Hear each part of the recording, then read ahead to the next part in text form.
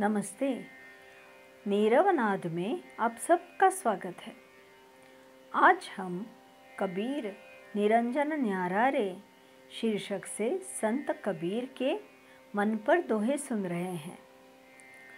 कबीर जी के पद साखी, बीजक और रामायणी में संग्रहित हैं। साखी संस्कृत शब्द साक्षी का अपभ्रंश है। कबीर जी ने निरंजन अर्थात शुद्ध दृष्टि से ईश्वर का साक्षात्कार किया, इसीलिए साखी। कबीर जी के बोल सीधे मन में उतर जाते हैं। उनकी गजब की सोच देखिए। मन को बंदर की उपमा दी है।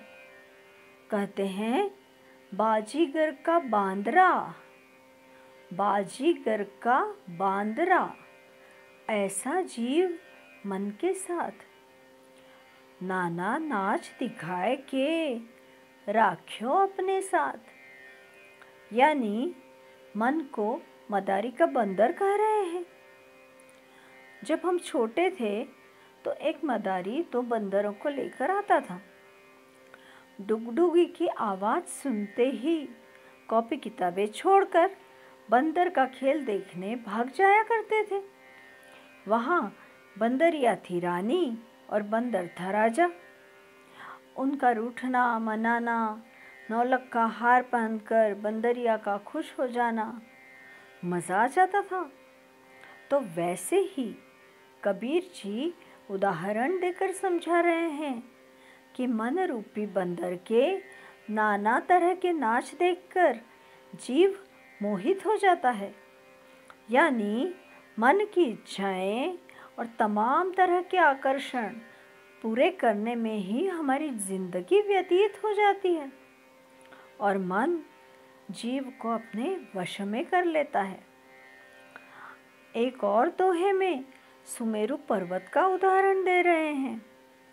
दोहा है, तन की भूख सहज है, तन की भूख सहज है, तीन पाव की सेर, मन की भूख अनंत है, निगले मेरु सुमेर। मेरु पर्वत के उत्कृष्ट शिखर को सुमेरु कहा गया है। इसे विभिन्न धार्मिक ग्रंथों में बहुत महत्वपूर्ण स्थान दिया गया है। यह ब्रह्मांड के केंद्र में स्थित माना जाता है और इतना बड़ा है कि इससे पृथ्वी और स्वर्ग जुड़े हुए हैं।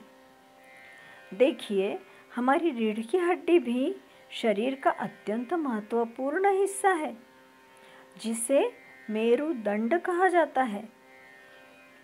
तो कबीर जी कहते हैं कि तन की भूख ज़्यादा से ज़्यादा शेर के 3 पाँव में मिट जाती है, परंतु मन की भूख मिटते नहीं मिटती।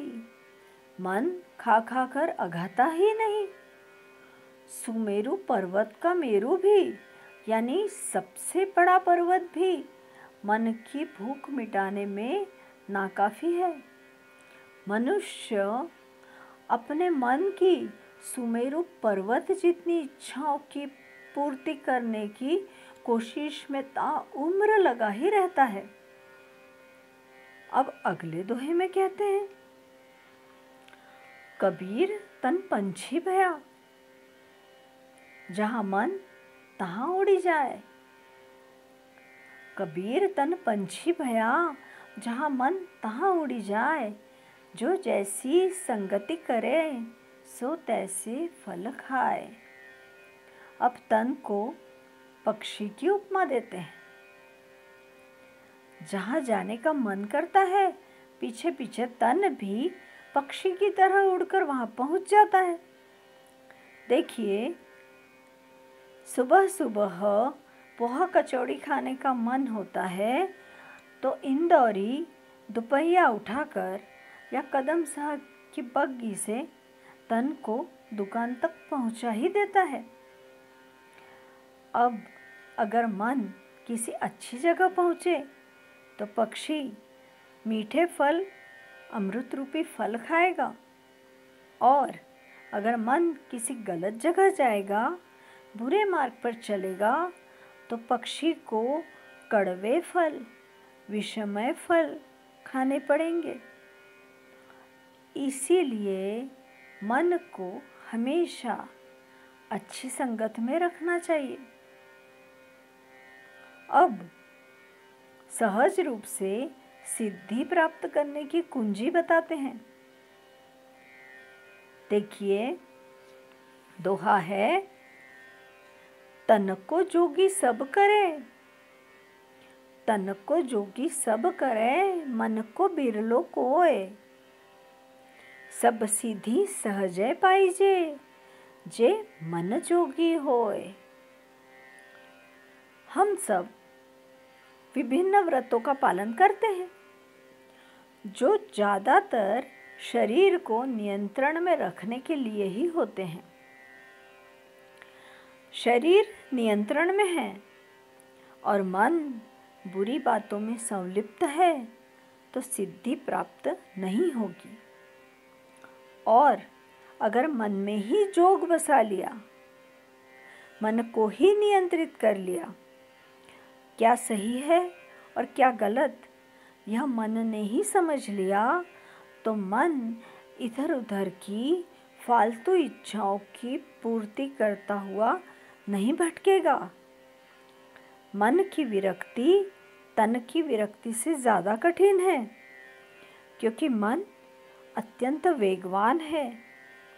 तो जैसे ही मन में विरक्ति आई, वैसे ही सारी सिद्धियां सहज ही प्राप्त हो जाती हैं। तो मन की संगत को सुंदर बनाने की सीख देने वाले संत कबीर जी को प्रणाम करते हुए हम विदा लेते हैं। धन्यवाद।